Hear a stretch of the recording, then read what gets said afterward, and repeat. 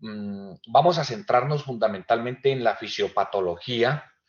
Y digo en la fisiopatología porque en la medida en que nosotros conozcamos o recordemos, porque todos sabemos de osteoartrosis, en la medida que nosotros recordemos de lo de osteoartrosis y la fisiopatología y ciertas cosas que siempre han existido con la enfermedad, pero que apenas se están descubriendo, en la medida que nosotros sepamos esa circunstancia, nosotros vamos a poder entender un poco más la patología y al entender un poco más la enfermedad, entender un poco más al enfermo y saber encaminar las medidas y las estrategias terapéuticas propias o inherentes a la enfermedad.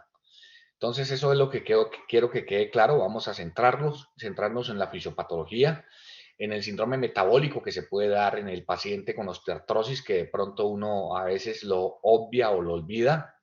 Y además de eso, pues vamos a dar unos tips referentes al tratamiento eh, que desafortunadamente no son muy diferentes a lo que conocemos, ¿no? Pero sí hay cosas que son o que pueden llegar a ser prometedoras para un futuro en cuanto nosotros conozcamos el mecanismo fisiopatológico por el cual la enfermedad se da o por el cual la enfermedad se genera.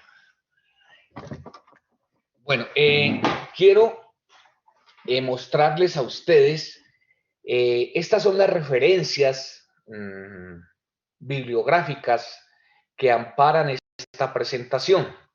Generalmente las referencias bibliográficas suelen colocarse al final, pero esta vez quise hacerlo al inicio.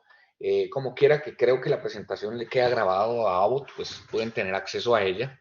Y pues para que en un momento dado ustedes, si quieren profundizar, lo puedan obtener. Porque vuelvo y repito, pues desafortunadamente el tiempo es muy corto para intentar uno hablar todo lo que debiera hablar sobre una patología tan crónica, una patología tan frecuente, tan prevalente como lo es la osteoartrosis. Aquí siguen más referencias que, como les digo, amparan pues toda la presentación, las figuras, las gráficas en general, de lo que se va a hablar o lo que se va a tratar. Lo que intenté yo pues recopilar eh, unido pues a la experiencia que tengo con el tratamiento de muchos pacientes con osteoartrosis, ¿no? Bueno, existen múltiples definiciones, como siempre hay que empezar con la definición. Existen múltiples definiciones respecto a lo que es la osteoartrosis. Una de ellas nos dice que es un desorden que compromete las articulaciones móviles, que genera o que se caracteriza por un estrés celular y una degradación de la matriz extracelular, eh, iniciada por microinjurias que activan una respuesta reparadora, pero es una respuesta reparadora maladaptativa que activa unas vías proinflamatorias que van a generar un daño de todas estas estructuras. Desde aquí quiero empezar a clarificar conceptos que obviamente ustedes los deben tener ya muy cimentados, simplemente es un recorderis. Es que en la osteoartrosis, a diferencia de lo que uno pensaba cuando estaba estudiando, pues yo, bueno, cuando yo era estudiante de medicina ya ha pasado demasiado tiempo, que la alteración era fundamental y únicamente en el cartílago. Aquí tenemos el ejemplo de una articulación interfalángica proximal. Entonces, a diferencia de lo que uno pensaba que la alteración estaba única y exclusivamente en el cartílago, eso está totalmente reevaluado. En la osteoartrosis la alteración está en el cartílago, está en la membrana sinovial, está en el hueso subcondral, está en la cápsula articular, los tendones se afectan, incluso los músculos yuxtaarticulares se afectan, sufriendo un proceso de hipotrofia muscular que genera una mayor inestabilidad de la articulación, que genera más fuerzas de cizallamiento en la articulación y que perpetúa el daño del cartílago. Eso está completamente comprobado. Es más, la osteoartrosis ya se considera que hace parte de un síndrome metabólico cuando hay una obesidad. Y si bien es cierto, la reacción inflamatoria inherente o propia a la osteoartrosis está en el cartílago y se circunscribe a la articulación o a las articulaciones comprometidas y no es una reacción inflamatoria sistémica como la que se puede observar, por ejemplo, en pacientes que adolecen, sufren o tienen compromisos de enfermedades de tipo reumatológico mucho más agresivas como la artritis reumatoidea o como el lupus eritematoso sistémico generalizado o en fin, como cualquiera de estas patologías que afectan pues el riñón, que afectan el hígado, que afectan los vasos sanguíneos, en fin, con fenómenos vasculíticos. Esta enfermedad produce un fenómeno inflamatorio muy marcado, muy complejo, que afecta a las articulaciones. Eso es importante, afecta la articulación en su totalidad, en su totalidad. Entonces eso es importante irlo teniendo en cuenta desde ya y por eso es importante esta definición, porque eso nos va a quitar el estigma de, primero, de que la osteoartrosis es únicamente una alteración de tipo mecánico, segundo, de que la osteoartrosis única y exclusivamente afecta el cartílago, tercero, de que no existe un medicamento o que no llegará a existir ningún medicamento que sea capaz de detener este proceso y de que todos los medicamentos que se usan no son sino analgésicos o que no son sino medicamentos que buscan disminuir el dolor y la alteración biomecánica que existe, pero en ningún momento ser capaces de disminuir la velocidad de progresión de la patología y, ¿por qué no, en un futuro ser capaces de detener esta patología? Entonces son conceptos que deben ir quedando claros. Siguiendo con lo que atañe a la definición, es importante tener en cuenta que la enfermedad como tal es el resultado del fracaso de los condrocitos que intentan mantener un equilibrio entre la síntesis y la degradación de los componentes de la matriz extracelular. Más adelante vamos a recordar cómo se compone un cartílago. No podemos negar que el cartílago es la piedra angular del daño. Eso no lo podemos negar. No podemos aceptar es que es la única estructura de la articulación que se afecta. Ya existe dentro de las personas que investigan estas patologías el concepto de que la articulación es un órgano. Entonces el cartílago es la piedra angular de ese órgano, listo. Entonces, cuando hay una alteración en ese equilibrio entre la síntesis y la degradación de los componentes del cartílago, de los condrocitos, que son la piedra angular del componente del cartílago, entonces se van a liberar una gran cantidad de sustancias que terminan acabando o disminuyendo o afectando la matriz extracelular. Y esa afectación de la matriz extracelular es la que perpetúa el daño y es la que termina generando la afectación grande a nivel del cartílago, que a su vez conlleva a la afectación del hueso subcondral y de la membrana sinovial. Esta enfermedad es una enfermedad sin lugar sin lugar a dudas degenerativa de las articulaciones diartrodiales, donde la sinovial juega un papel importante y está caracterizada por la desintegración del cartílago articular y también cambios proliferativos alrededor de los huesos. Aquí es que quiero que vamos metiéndonos poco a poco. Entonces, primero, el cartílago está afectado sin lugar a dudas. Segundo, la sinovia está afectada sin lugar a dudas. Y miremos esto, hay unos cambios proliferativos alrededor de los huesos subyacentes a la articulación o que hacen parte de la articulación. El hueso subcondral se ve afectado.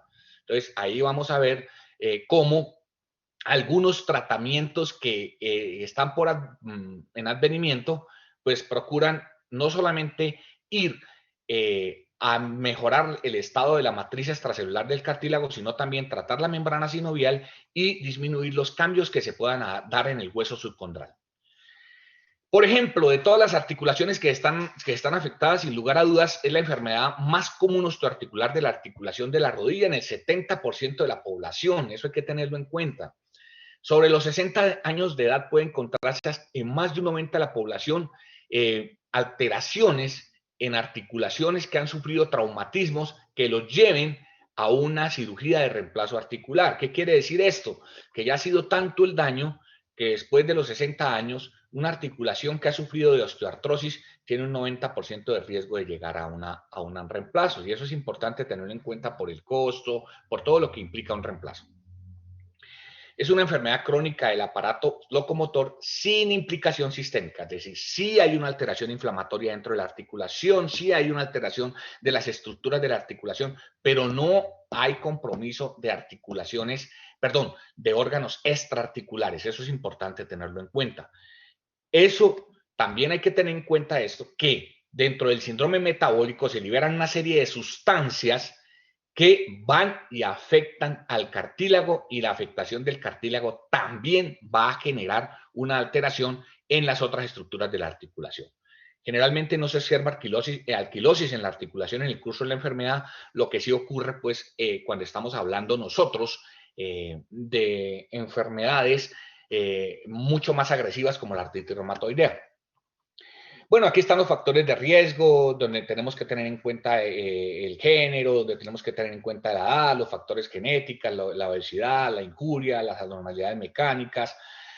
Todo este tipo de factores van a producir una alteración aberrante de los genes, y puede haber una disminución del anabolismo de los componentes del cartílago y un exceso del catabolismo, viene una alteración articular y entonces el órgano de la articulación falla como tal. Eso es lo que vamos a tratar de ver un poco más adelante. ¿Qué se encuentra en general en los pacientes que ya adolecen de una osteoartrosis? Pues lo primero es que hay una sinovitis leve, algo que reevalúa los conceptos de hace un tiempo, donde esto no se consideraba, donde la sinovitis hacía parte única y exclusivamente de las enfermedades reumatológicas. Eso está reevaluado, hay una sinovitis. Hay unas áreas inicialmente focales de daño en el cartílago articular, concretamente a nivel de la matriz extraarticular, generada por una alteración inicialmente en los condrocitos que conlleva una alteración en la matriz extraarticular, y hay una alteración por remodelación del hueso subyacente, donde hay un desequilibrio entre la remodelación y la formación, donde se forman osteofitos, donde se forman, que es un hueso nuevo pues en las márgenes articulares, que eso se observa fácilmente en las radiografías, pero que tiempos, muchos meses antes o incluso años previos a los que se formen los osteofitos, que hacen ya evidente la patología, va a ser posible observar un endurecimiento del hueso subcondral, que me indica que hay una tríada de alteración: el cartílago, la sinovia y el hueso subcondral. Entonces, eso es importante porque todo esto me va a generar un síndrome clínico donde hay una degeneración sinovial con un espectro de daño progresivo del cartílago articular, donde hay un dolor y una pérdida de la funcionalidad. No solamente es el dolor, es el pérdida de la funcionalidad. Y entendamos, la pérdida de la funcionalidad incluye también un concepto nuevo que se ha ido valorando y que se está teniendo cada vez más en cuenta: es la sarcopenia que sufren los músculos que están cercanos a las articulaciones, los músculos justarticulares, pues, para que me entiendan. Entonces, esa sarcopenia que sufren esos músculos cierra un círculo vicioso, porque los músculos no se mueven o no se movilizan porque hay dolor, y al no movilizarse porque hay dolor, entonces van perdiendo trofismo muscular. Al perder trofismo muscular, generan mayor inestabilidad de la articulación. Al generarse mayor inestabilidad de la articulación, se generan huesas de cizañamiento. Esas huesas de cizañamiento producen alteración fisiopatológica en el cartílago articular. Se aumenta la inflamación. Al aumentarse la inflamación, hay menos movimiento porque hay impotencia funcional, y entonces hay más hipotrofia muscular y se cierra un círculo vicioso, que obviamente por eso es que son tan importantes en el paciente que adolece o que tiene osteoartrosis, pues el tratamiento fisioterapéutico, para evitar que la progresión de la sarcopenia sea mucho más larga, mucho más grave, y entonces esa progresión de la sarcopenia hace que haya un fracaso en el tratamiento farmacológico que se pueda estar llevando. Máxime si tenemos en cuenta que un buen porcentaje de los pacientes que adolecen de osteoartrosis tienen concomitantemente osteoporosis, y el paciente con osteoporosis también tiene sarcopenia. Entonces se agrava la situación. Entonces es importante tener en cuenta esa circunstancia. Estos son datos estadísticos. Bueno, yo les he dicho a ustedes que traté de comprimir lo más que se puede la presentación. Era difícil, pero bueno, aquí trato de traer estadísticas que son de nuestro país. Lo que se sabe es que la prevalencia de la patología es mucho mayor conforme el paciente va envejeciendo. No es un secreto que esta patología es una patología inherente al proceso de envejecimiento del individuo. No es un secreto que los estrógenos confieren algún grado de protección a la mujer frente al hombre, y que pues ese grado de protección se equipara o se desequipara, como ustedes lo quieran entender, a partir de que sobreviene la menopausia, porque obviamente los estrógenos disminuyen. Entonces, para el 2020, según el DANE, tenemos que la población masculina más o menos estaría en un 23%, los pacientes por encima de 50 años.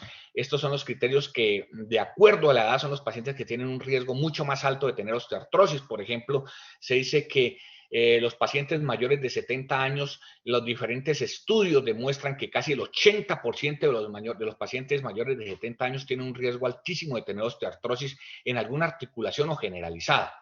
Ese riesgo es casi igual para las mujeres. Pero bueno, lo importante es saber que después de los 50 años es importante el riesgo grande de adolecer de esta patología. Entonces, tenemos que para el 2020, que acaba de suceder, más o menos el 23% de la población masculina estaba por encima de los 50 años y el 26% de la población femenina estaba por encima de los 50 años. Para dentro de 20 años, ese porcentaje habrá aumentado. Casi el 32% de la población por encima de los 50 años, perdón, el 32% de la población estará por encima de los 50 años en la mujer y en el hombre, y el 36% de la población por encima de los 50 años será femenina. ¿Qué quiere decir esto? Que para dentro de 20 años nosotros podremos tener más de un tercio de la población con un riesgo muy, muy, muy grave de tener osteoartrosis. Eso nos debe dar una magnitud del problema que se puede sobrevenir. Estas son estadísticas nuestras, no son estadísticas de Estados Unidos ni de otros países latinoamericanos, son nuestras, son nuestras. Entonces, es importante irnos con estos para concientizarnos de lo que viene o lo que sobreviene. Que para dentro de 20 años, más de un tercio de la población femenina y masculina va a estar por encima de los 50 años y eso, teniendo solamente el criterio de la edad. Aquí no tenemos el criterio de la antecedente genético, no tenemos el criterio de los traumatismos, no tenemos el criterio de las anomalías funcionales o las anomalías anatómicas de las articulaciones. Solamente con ese criterio ya tenemos un riesgo altísimo de un porcentaje grande, grande de la población con esta patología. Esta es la prevalencia. Miren, es un artículo relativamente reciente, también nuestro. No me voy a referir a las otras patologías, no me voy a referir. Esto que está aquí es la prevalencia, cómo aumenta conforme la edad. Casi que es un aumento exponencial. Miren, incluso viene desde los 40 años. Si nosotros fuéramos más académicos, no hablaríamos de los 50, hablaríamos desde los 40 años. Mire la prevalencia, cómo aumenta. Después de los 50, mire cómo llega. O sea, eso nos hace tener en cuenta que si nosotros vamos a tener un porcentaje más grande de estas poblaciones, porque indudablemente la población se está envejeciendo, acordémonos de esa figura en pirámide que ahora cada vez más va a ser una figura en tonel y supuestamente para el 2050 las proyecciones dan que es mucho más en tonel, es decir, que el porcentaje de población de aquí hacia arriba va a ser mayor. Entonces, la prevalencia de esta patología lejos es más grande que otras patologías crónicas como las que estamos mirando aquí. Esto nos obliga a que tenemos que colocarle atención estoy mostrando más, que tenemos que colocarle atención a esta patología, ¿sí? Que tenemos que colocarle atención. Simplemente estoy tratando de sensibilizar al auditorio al respecto. Bueno, dentro de los factores etiológicos, pues cada vez más se están estudiando los genes que en un momento dado su expresión facilitan que el cartílago de una o de otra persona o de uno o de un grupo familiar sea más o menos delgado por la expresión de ciertas sustancias que en un momento dado coadyuvan o hacen que el gen en un momento, que el cartílago tenga un porcentaje o un riesgo de degradación mucho más grande. Hablar de la genética, pues sería solo 2 charlas, 3 charlas, pero simplemente lo quería mencionar. Eso está claramente estudiado y claramente aparecen más gen. Aquí aparece por ejemplo, falta el gen RUNX que tienen la expresión de ese gen, tienen más riesgo de adolecer, por ejemplo, de osteoartrosis que involucre articulaciones como la de la rodilla. El ejercicio físico pues está también claramente determinado. Hay trabajos hechos con futbolistas donde se ha visto que ellos tienen 5 o 6 veces más el riesgo de tener osteoartrosis de rodilla que el resto de la población. Aquí solamente quería mencionar algo. Estos pacientes cuando tienen lesión del ligamento cruzado, anterior, eso le genera una inestabilidad que a su vez genera fuerzas de cizallamiento sobre la articulación que en el futuro hacen que con un riesgo mucho más grande vayan a sufrir osteoartrosis de rodilla cuando tienen edades superiores a los 45 años, mucho más grande que el resto de la población. Y así los diferentes ejercicios, dependiendo de la articulación que se mueva o, no se, o que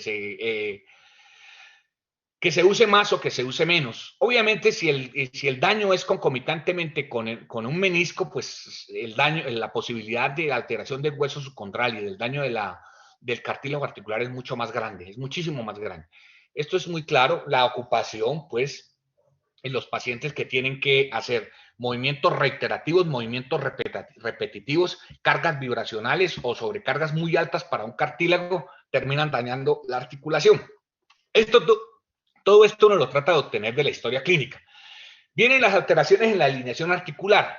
Los pacientes que tienen un genu valgo muy marcado, aquellos cuyo famoso ángulo Q está por encima de 7 y 8 grados, más con los que tienen ángulos Q por encima de 11 grados. Yo creo que todos ya se recuerdan cuál es el ángulo Q. Esos pacientes tienen 3 o 4 veces más que el resto de la población de adolecer problemas de osteoartrosis de las rodillas y también de las caderas. A diferencia de esto, los pacientes que tienen un genu varo también tienen un riesgo mucho más alto de hacer este riesgo de alteraciones. Por eso es importante identificar a los pacientes y saber que ellos ya tienen un factor de riesgo, ya lo tienen ahí.